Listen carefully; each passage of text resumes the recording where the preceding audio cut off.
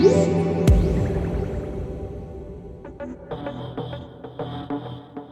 you've already ruled out gaming on your thin and light laptop, well, you probably shouldn't, because you can actually do it with something called an external GPU.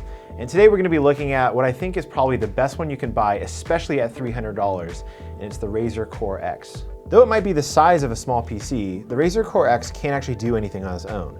It's got just a slot for your graphics card, that could be either NVIDIA or AMD, and outside of that, it's just a pretty metal chassis. The magic happens when you connect this thing to your laptop using the Thunderbolt 3 port. Within seconds, it takes all that power from your GTX 1080 or whatever graphics card you have and pushes it through your laptop that you use at work or bring to coffee shops. Before we get into how this thing performs, let's get into how easy it is to swap out the card, because Razer has really done a good job in making it so that literally anybody can do it.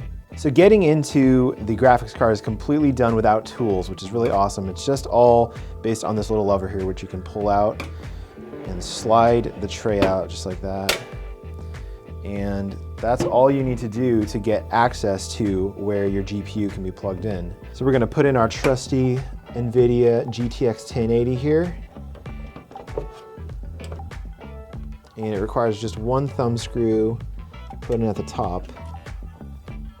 And that is all you need to put in a new GPU into this system.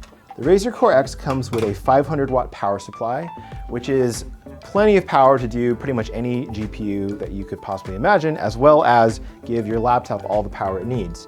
You will, however, probably want to use an external display.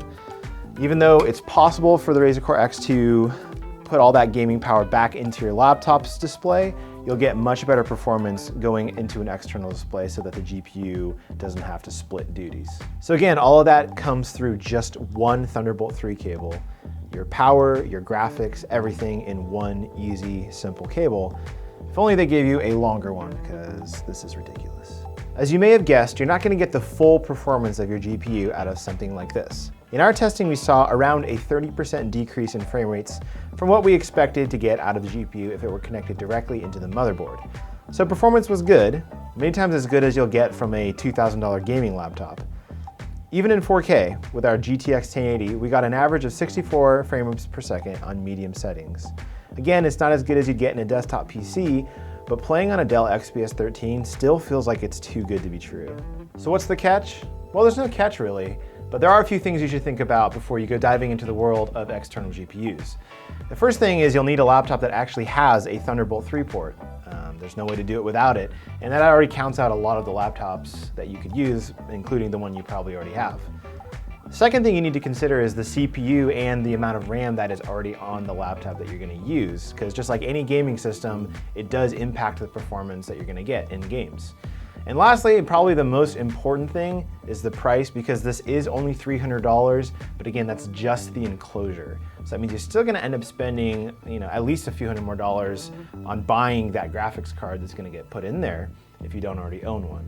People who wanna build their own PC or get a decked out gaming laptop will always be around. But if you're the kind of person who wish they could work and play on the same laptop, the Core X is the kind of solution that works so well it almost feels magical.